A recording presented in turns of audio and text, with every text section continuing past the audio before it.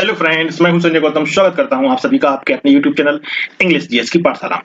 बच्चों, हम पढ़ रहे हैं पैसिव वॉइस और पैसिव वॉइस सीरीज के अंतर्गत हम स्पेशल रूल पढ़ रहे हैं। स्पेशल रूल में बच्चों मैंने 3 लेक्चर अभी अपलोड कर दिए हैं और ये हमारा चौथा लेक्चर, यानी कि टोटल देखें तो पार्ट 12 है ये। ठीक है बच्चों, वीडियो स्टार्ट करने से पहले मैं आपसे एक रिक्वेस्ट करूंगा, यदि आपने मेरे चैनल को अभी तक सब्सक्राइब नहीं किया है तो मैं आपसे रिक्वेस्ट करूंगा कि मेरे चैनल को सब्सक्राइब करें और वीडियो को लाइक करें और अपने दोस्तों के साथ इसे शेयर भी करना ना भूलें। बच्चों, हम स्टार्ट करते हैं आज का लेक्चर। तो हमारा लेक्चर लिखेंगे बच्चों रूल नंबर 7। रूल नंबर 7 में हम लिखेंगे नियम नंबर 7। इसमें लिखेंगे बच्चों, यदि किसी लिखेंगे यदि किसी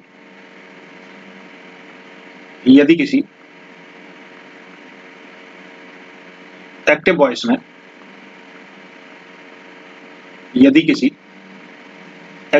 में कोई वाक्य ऐसा दिया गया हो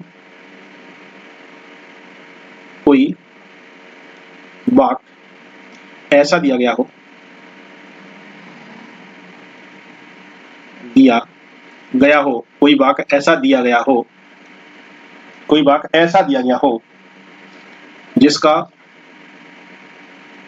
अर्थ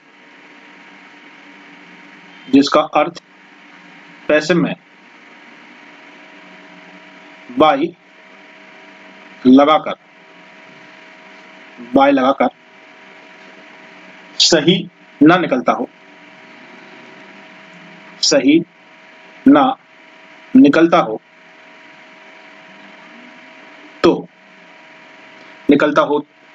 तो जो हम यहाँ पर इसको मिटा देंगे, निकलता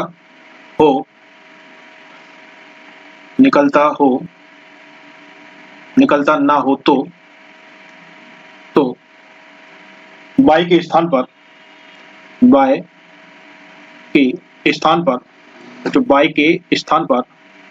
अन्य किसी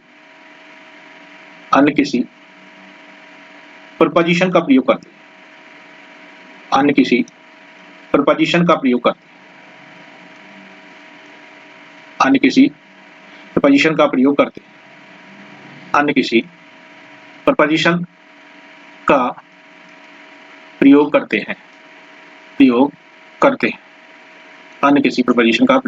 हैं।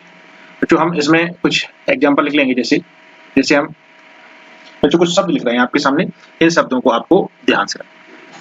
बच्चों, हम ऐड का प्रयोग कहाँ करेंगे? तो ऐड का प्रयोग के लिए हम कुछ शब्द लिख रहे हैं, उन शब्दों को आपको नोट डाउन कर लेना। ठीक है बच्चों, तो लिखेंगे हम सरप्राइज। बच्चों, यदि ये शब्द आए सरप्राइज तो आपको ऐड का प्रयोग करना है। ठीक है, एक वर्ड होता है आपका अलार्म्ड, एक वर्ड होता है आपका अलार्मडी, लिख देते हैं एक मिनट बच्चों, अलार्म्ड। दोबारा से लिखते हैं इसको, अलार्म्ड। ठीक है बच्चों, ये हो गया एक अलार्म्ड। अब हम अगला शब्द लिखते हैं शॉक्ड, SHOCKED, शॉक्ड। अगर ये शब्द आते हैं बच्चों तो आपको क्या लगाना है? ऐड का प्रयोग। डिसअपॉइंटेड एक शब्द और है, जैसे डिसअपॉइंटेड।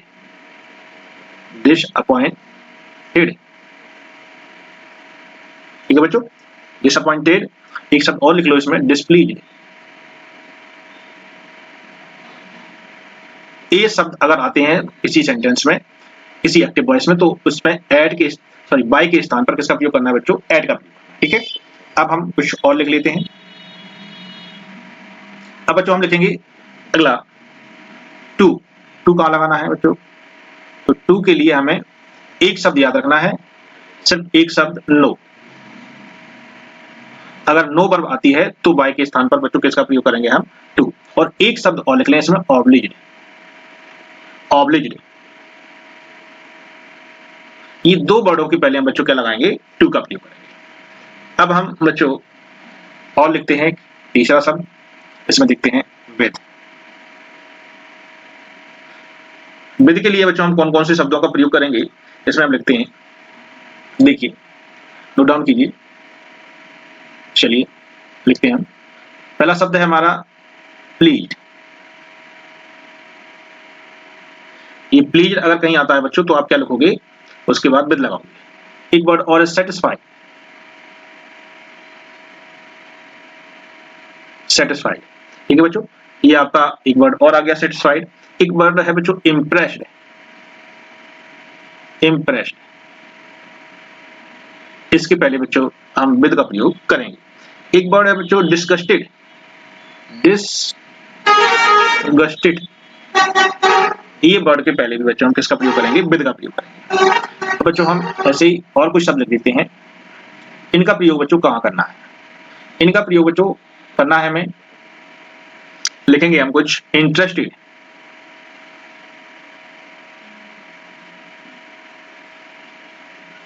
इंटरेस्टेड, एक वर्ड हो गया बच्चों हमारा इंटरेस्टेड, दूसरा वर्ड होगा कंसिस्टेड,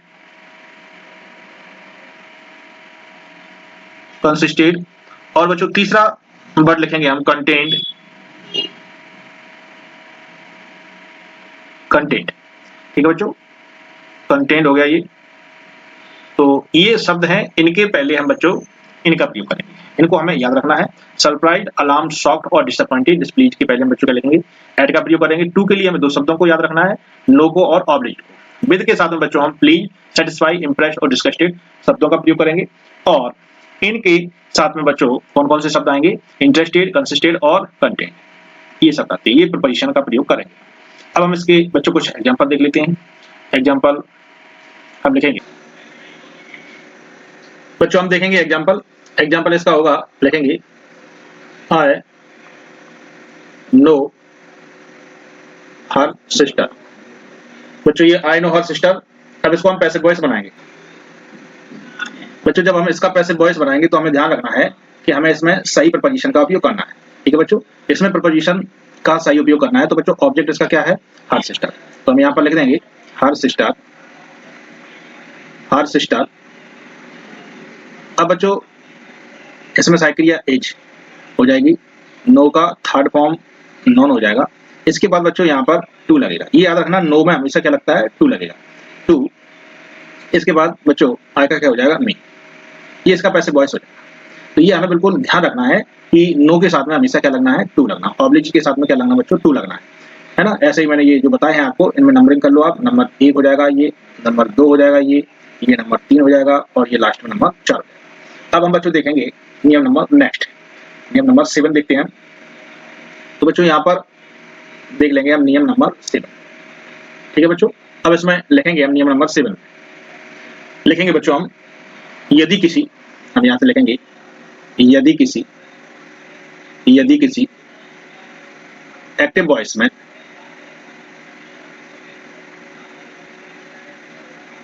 यदि किसी एक्टिव वॉइस में कोई ऐसा वाक्य दिया गया हो, कोई ऐसा वाक्य दिया गया हो, यदि किसी एक्टिव वॉइस में कोई ऐसा वाक्य दिया गया हो।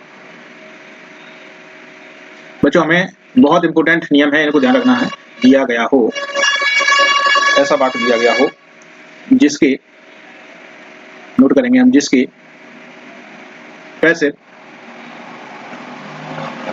जिसके पैसिव में उसका सब्जेक्ट, जिसके पैसिव में उसका सब्जेक्ट किसी बात के लिए, किसी बात के लिए स्पष्ट हो।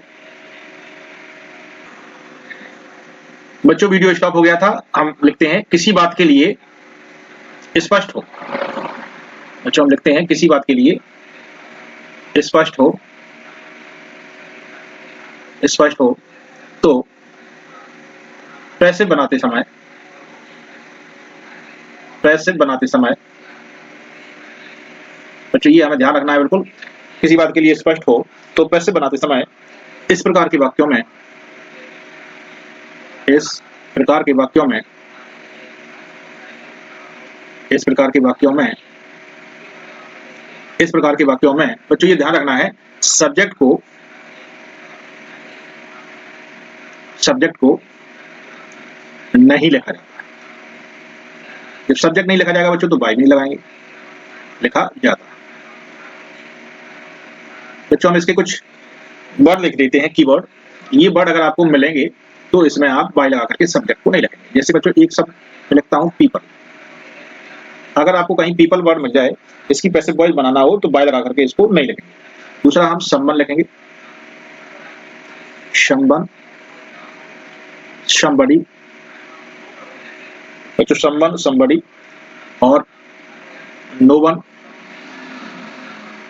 nobody, no one, nobody, बच्चों anyone, anybody, anyone, anybody, anyone, anybody, everyone और everybody। अगर बच्चों ये शब्द आपको मिल जाए तो बाय लगा करके हमको पैसिव वॉइस में नहीं लिखना है। ठीक है बच्चों, जैसे हम एक एग्जांपल देख लेते हैं इसका। एग्जांपल बच्चों, एग्जांपल हम लिखेंगे, एग्जांपल लिख लेते हैं हम। देखिए, people do not play cricket, people do not play cricket in America. बच्चों ये हमारा एक्टिव वॉइस है। अब हमें इसको क्या बनाना बच्चों, पैसिव वॉइस बनाना है। तो पैसिव वॉइस बनाते समय हम लिखेंगे ऑब्जेक्ट क्या है बच्चों इसका, क्रिकेट। ये हमारा ऑब्जेक्ट है, क्रिकेट इज नॉट। इसके बाद बच्चों वर्ब का थर्ड फॉर्म प्लेड।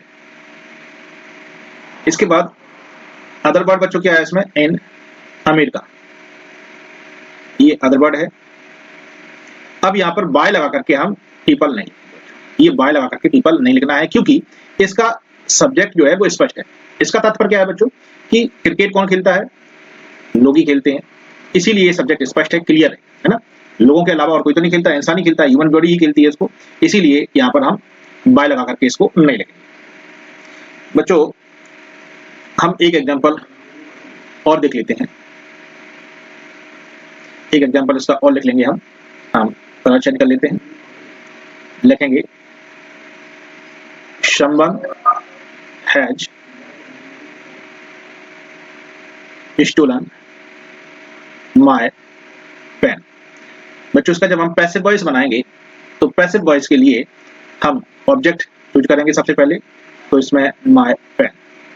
इसके बाद बच्चों हेल्पिंग वर्ब लिखेंगे हम हैज बीन, वर्ब की थर्ड फॉर्म ऑलरेडी लगी है इसमें, स्टोलन। अब इसमें बाय लगा करके हमें समवन नहीं लिखना है, क्यों, क्योंकि ये सब्जेक्ट कैसा है बच्चों, स्पष्ट है। क्या स्पष्ट है, मेरा पेन किसी ने चुरा लिया है, तो मेरा पेन किसी ने मतलब किसी व्यक्ति ने चुराया होगा, ये बात स्पष्ट है, कोई जानवर चुरा नहीं सकता, इसीलिए हम इसमें बाय लगा करके समवन नहीं लिखेंगे। ये यहीं तक आपका क्या हो जाएगा, क्लोज। बच्चों पैसिव वॉइस का ये नियम यही समाप्त हुआ। आप मुझे कमेंट्स करके बताएं कि आपको मेरे वीडियो कैसे लग रहे हैं, ये आपके स्टडी में किसी प्रकार के हेल्पफुल है या नहीं, ये मुझे कमेंट्स करके जरूर बताएं। बच्चों मिलते हैं अगले वीडियो में, till then bye bye, take care, good night, सबका खैर, शुभ रात्रि।